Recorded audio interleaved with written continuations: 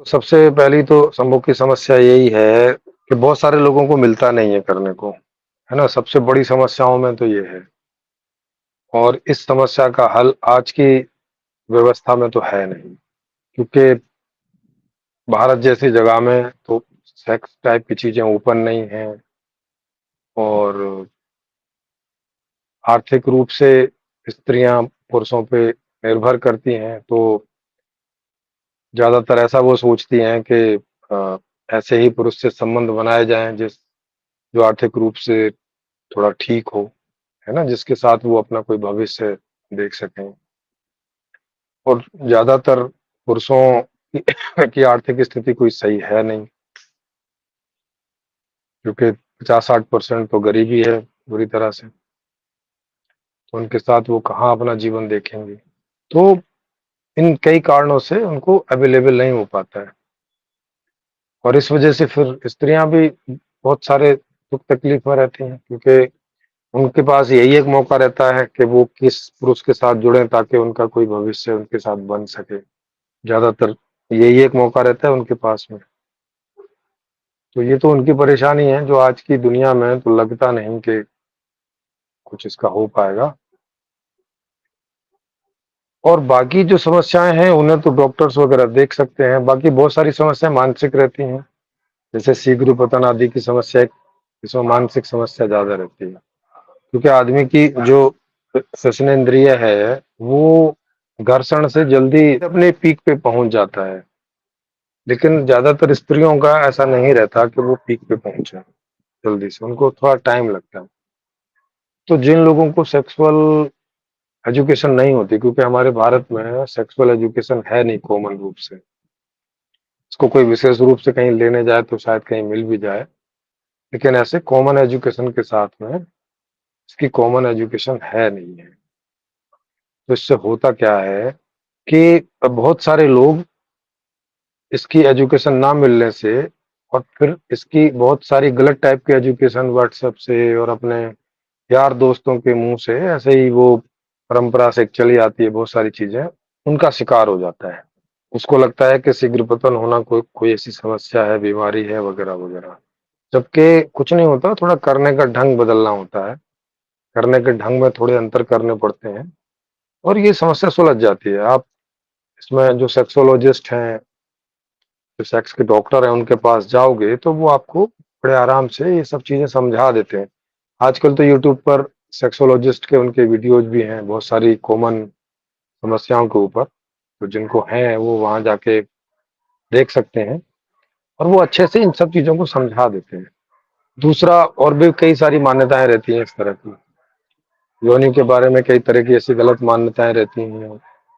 स्त्रियों को आदमी के श्वसन के बारे में ऐसी कई प्रकार की गलत मान्यताएँ रहती हैं, जिस वजह से वो एक-दूसरे के साथ, मतलब जिनको अवेलेबल भी है या तो शादी के द्वारा सेक्स अवेलेबल है या जिनके गर्लफ्रेंड, बॉयफ्रेंड है, उन्हें अवेलेबल भी है।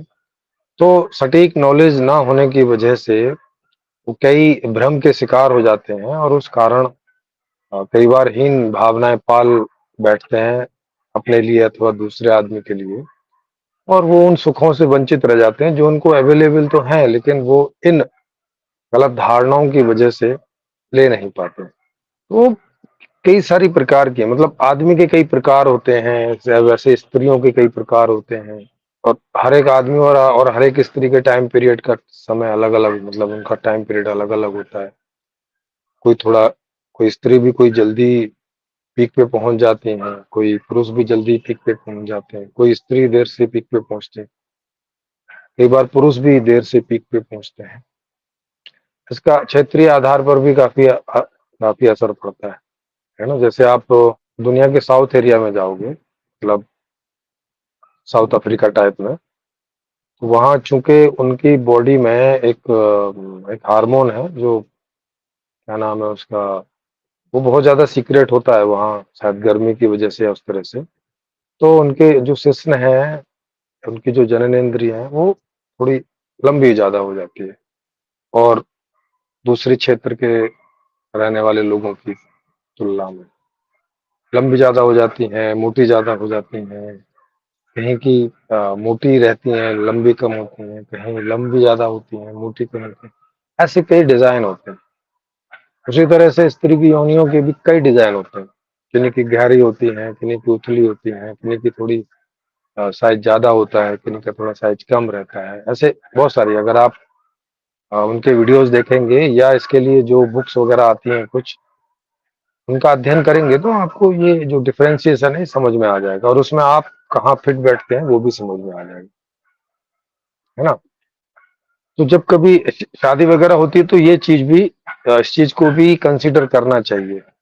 तो एक पर्टिकुलर जो अ, मेल है ना? तो दोनों का हिसाब-किताब देख के उनकी साइज़ का, उनके पीक टाइम का, उस तरह का, तो उससे भी फ़र्क पड़ता है।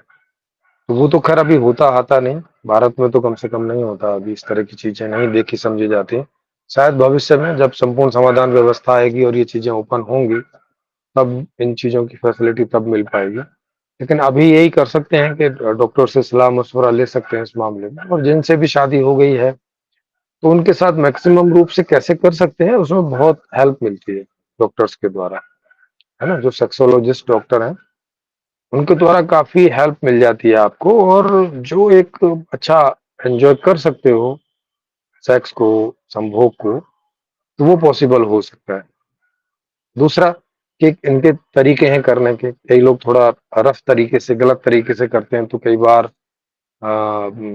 संभोग के दौरान तकलीफ भी हो जाती है और कई बीमारियां भी हो जाती हैं अगर साफ सफाई नहीं रखते हैं। कई लोग जो थोड़े नहाते कम नहाते धोते हैं या पसीना वसीना और बहुत काम करके आए और पसीना हो रखा है और कर लिए तो उससे स्त्री के जननांग में कई बार जलन वगैरह हो जाती है, माने उस तरह की समस्याएं हो जाती हैं, फंगल्स फंगस टाइप की, या तो फिर उन्हें इलाज करने जाना पड़ता है और फिर उसके अगर नहीं इलाज कराओ तो धीरे-धीरे और कई तरह की समस्याएँ पैदा हो जाती हैं।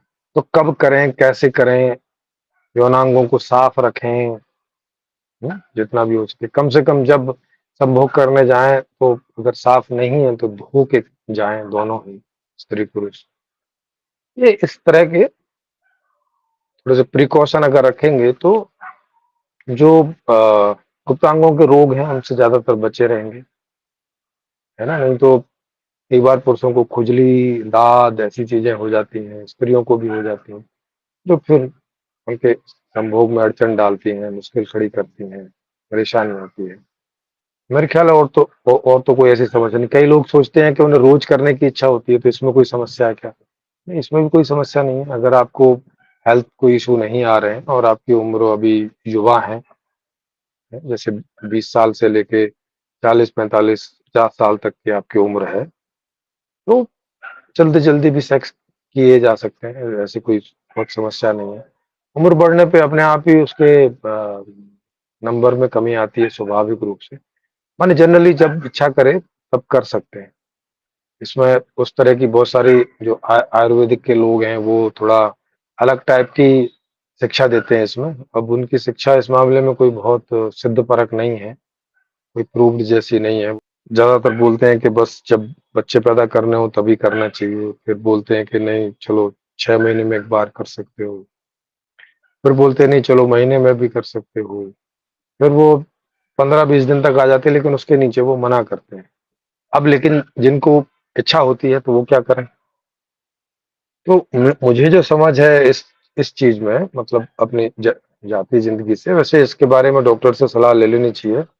पर चूँकि मुझे इस तरह के डॉक्टर मिलते रहते हैं, तो मैं भी उनसे पूछता, जानता, समझता रहता हूँ इन सब चीज़ों को। और मेरी उम्र भी चूँकि 50 साल है और मेरे भी अपने बहुत अनुभव हैं इन सब चीज़ों के बारे में। तो उस आधार से आप लोगों को थोड़ा-सा प्रिस्क्राइब कर सकता हूँ। ज़्यादा तो अच्छा हो के उनसे बात करें और जब इच्छा करें तब कर सकते हैं। जनरली इसकी वजह से कोई समस्या होती नहीं है, मतलब ज़्यादा संख्या में करने से। और तो आज की दुनिया में संभोग से संबंधित और क्या समस्या है? इसके अलावा तो मुझे नहीं लगता कि कोई और है। या तो गुप्त कोई रोग होते हैं और या तो किसी को नहीं मिलती हैं, वो ही हैं। आज की जो ऐसी समस्याएँ जिन्हें सॉल्व किया जा सकता है और जैसे जिन्हें उपलब्ध नहीं है तो वो प्रिकॉशन लेते हुए जो सेक्स वर्कर हैं उनसे सर्विस ले सकते हैं, क्योंकि नहीं करने से ज़्यादा बेटर है कि कर लें, है ना? नहीं तो दूसरी समस्याएँ पैदा होती हैं जीवन में, और आदमी एक मनोविकृतियों की ओर जाने लगता है, जो फिर बाद में कोई बहुत खराब रूप धारण ले सकते हैं। जैसा आप लोग देखते हैं कई बार कोई सेक्स के ऊपर कोई मनोरोग हो जाते हैं बहुत सारे लोगों को, है ना? जिनको नहीं उपलब्ध होते हैं, तो तब फिर बहुत बड़ी दिक्कतें खड़ी हो जाती हैं। मतलब कुंठाएँ अंदर बैठ जाती हैं और वो फिर अपने आस-पास या अपने और इधर-उधर गलत ढंग से लड़कियों को अप्रोच करते हैं, या लड़कियाँ गलत ढंग से लड़कों को अप्रोच करती हैं, और फिर एक्सीडेंट होते हैं, बलात्कार होते हैं, इस तरह की चीज़ें सामने आती हैं, जो नहीं होनी चाहिए। तो ज़्यादातर हो के जब किन्हीं को इसकी इच्छा होती है, तो वो या तो स्वाभाविक रूप से पूरी कर लें, या तो जो सेक्स वर्कर हैं वेश्यावृत्ति है, वहाँ से हेल्प ले सकते हैं। और बहुत सारी चीज़ों को लोग ऐसे समस्या मान लेते हैं, वह होती नहीं है समस्याएँ कई सारी। जिन्हों मैंने एक बताया शीघ्र पतन इत्यादि और इस तरह की चीज़ें, तो वो कोई समस्या नहीं है, उनमें करने का तरीका रहता है कि आप पहले फोर प्ले करो, मतलब संभोग में एकदम से ना कूदो, फोर प्ले करो, उसके साथ खेलो, धीरे-धीरे थोड़ा बहुत करो, फिर रुको, फिर सेक्स करो, फिर रुको। ऐसे 4-6 बार आप करोगे, रुकोगे, तो आपको समझ में आएगा कि नहीं अब और ज़्यादा देर रुक सकते हो, है ना? मतलब ये एक तरीका है सेक्स करने का कि अगर आप ऐसे धीरे-धीरे करते हो तो आप अ, बाद में आपको समझ में आता है कि अब आप ज़्यादा देर कर सकते हो। अब उतना जल्दी आपका पीक पॉइंट जो है जल्दी नहीं आएगा, जो शुरू में बहुत जल्दी आ जाता है। किन्हीं को 2, 4, 5 मिनट में आ जाता है, तब नहीं आएगा। तो इसको थोड़ा ऐसे बढ़ा के आधा घंटा, पौना घंटा इतना तो कम से कम होना चाहिए, नहीं तो कोई बहुत जॉय नहीं आता फिर सेक्स का, अगर है ना? नहीं तो फिर हस्त-मैथुन में और सेक्स में कोई बहुत अंतर नहीं बच जाता। अगर आप गए और धड़-धड़ा के और बस ऐसे ऐसे करके शॉट मार दिया कि 2 मिनट में, 5 मिनट में, वो वो बस जल्दी का ऐसा ही है जैसे आपने हस्त-मैथुन कर लिया हो। तो आपके सेक्स पार्टनर को भी नहीं कोई उससे सुख मिलता है, आपको भी नहीं कोई सुख मिलता है। दोनों ही पार्टनर को कोई ख़ास सुख नहीं मिल पाता, और वो कुछ ऐसा फ़ील होता है जैसा एक बड़ा आयोजन था, है ना? वो होते हैं ना कि नाम बड़े और दर्शन छोटे हो जाते हैं जैसे, कि एक क्या क्या-क्या सोचा था कि भाई क्या एन्जॉय करेंगे। तो कम से कम कोई खेल थोड़ा देर तक तो चले, है ना? यूँ नहीं कि बस बैठे थे और खेल खत्म हो गया। कुछ देर चले, आधा घंटा, 1 घंटा, तो उसमें थोड़ी संतुष्टि ज़्यादा होती है। ये मेरे खुद के भी अनुभव हैं। आप हस्तमैथुन करो और एक आधा घंटे, पौने घंटे का, 1 घंटे का सेक्स करो, तो संतुष्टि का जो लेवल है दोनों में, वो अलग-अलग होता है। हस्तमैथुन जैसा या आपने बहुत जल्दी कर दिया, तो उसमें आपको रोज़ इच्छा होगी, जैसे कल को फिर हो जाएगी, या हो सकता है एक ही दिन में 2 बार इच्छा हो जाए, 3 बार हो जाए, इस तरह, क्योंकि उसमें संतुष्टि नहीं मिलती। लेकिन अगर आपने आधा घंटा, पौना घंटा, 1 घंटा, सवा घंटा, डेढ़ घंटा, ये आप जो भी आपके समय की उपलब्धता हो और आपकी इच्छा हो जितनी इस तरह की, तो ले जाते हैं, तो फिर कई दिनों तक की संतुष्टि हो जाती है। ऐसा मैंने खुद अनुभव किया है। आप भी कभी इस तरह के प्रयोग करके देख सकते हैं, और फिर यहाँ नीचे और जिन्होंने किए हों वो कमेंट बॉक्स में भी लिख सकते हैं अपने अनुभव। तो फिर 3 दिन, 4 दिन, 5 दिन, 6 दिन से पहले फिर नहीं इच्छा होती, है ना? इतनी संतुष्टि हो जाती है। तो इस तरह से आप बहुत तरीके से प्रयोग करेंगे तो करके देख सकते हैं। फिर पोस्चर चेंज कर के करनी चाहिए। ऐसा नहीं कि हमेशा सदा एक ही पोस्चर में करते रहते हैं। कभी पोस्चर चेंज करें, जगह चेंज करें। ऐसा नहीं कि रात में ही करते हैं या अंधेरे में ही करते हैं। थोड़ा रात में कर रहे हैं तो लाइट जला के करें, एक दूसरे को देखते हुए करें, एक दूसरे के साथ खेलते हुए करें। अकेले हैं घर में, मतलब बच्चे वच्चे और कोई नहीं है, तो कभी टेबल पे बिठा के करें, कभी अलग अलग माहौल में करें। कई लोग इसके प्लेस भी करते हैं, मतलब रोल करते हैं, अलग अलग खेल करते हैं, जैसे आप कभी दूध वाला बन के आ जाओ, कभी प्लम्बर बन के आ जाओ, कभी ऐसा ऐसा थोड़ा अलग अलग टाइप का खेल टाइप का ऐसा। माने आप संभोग को कई तरह से प्लेबल बना सकते हो, कई तरह से ऐसा बना सकते हो उसको, एक ऐसा बोरियत जैसा और जस्ट एक रिलैक्स पाने के लिए एक तरीका ना बना के इसको आप कई तरीके से जॉयबल बना सकते हो। तो इस तरह के प्रयोग कभी करें, फिर देखें कि आपकी जो सेक्सुअल लाइफ है वो ज्यादा संतुष्टिदायक, ज्यादा प्लेबल हो जाएगी, और आप माने जो पेयर हैं, स्त्री पुरुष एक दूसरे से ज्यादा संतुष्ट होंगे, एक दूसरे से ज्यादा अ, थोड़ा एक दूसरे के प्रति सुखी रहेंगे, एक दूसरे के प्रति थोड़ा आपका लगाव बढ़ेगा, है ना? एक दूसरे के साथ रहने में ज्यादा मजा आएगा, ऐसे बोरियत नहीं महसूस होगी। तो पोस्चर माने आसन जो है वो बहुत तरीके के जैसे भी आपके शरीर को सूट करते हैं, लेकिन थोड़ा सुरक्षित वे में। ठीक है, बच्चा वगैरह नहीं चाहते हैं तो उसमें उसका उपयोग कर सकते हैं, कंडोम वगैरह का। तो ये बात है। प्रेम भरी बातें करते रह सकते हैं, दिन जब सेक्स नहीं कर रहे हैं, दिन में एक दूसरे के साथ मिल रहे हैं कभी, तो प्रेम से कई कई तरह की प्रेम भरी बातें कर सकते हैं, एक दूसरे को आई लव यू दिन में बोल सकते हैं, या अपनी भाषा में मैं तुम्हें बहुत प्यार करता हूँ, तुम मुझे बड़ी अच्छी लग रही हो या लग रहे हो। एक दूसरे को टच करते रह सकते हो अलग अलग अंगों पर, दिन में जब भी किसी को मौका मिले जिनको। इससे थोड़ा एनर्जेटिक आदमी ऐसा बना रहता है माहौल सा ना, बढ़िया सा, पति पत्नी के बीच या प्रेमी प्रेमिकाओं के बीच बड़ा अटखेलियों जैसा माहौल बना रहता है, अच्छा लगता है। ऐसा लगता है कि दोनों एक दूसरे को प्रेम करते हैं, दोनों एक दूसरे के बहुत घुले मिले हैं, दोनों एक दूसरे के नजदीक हैं। हम्म? दोनों को एक दूसरे की जरूरत है, क्योंकि हमारे यहाँ भारत में स्त्रियों को कोई बहुत स्पेस होता नहीं है।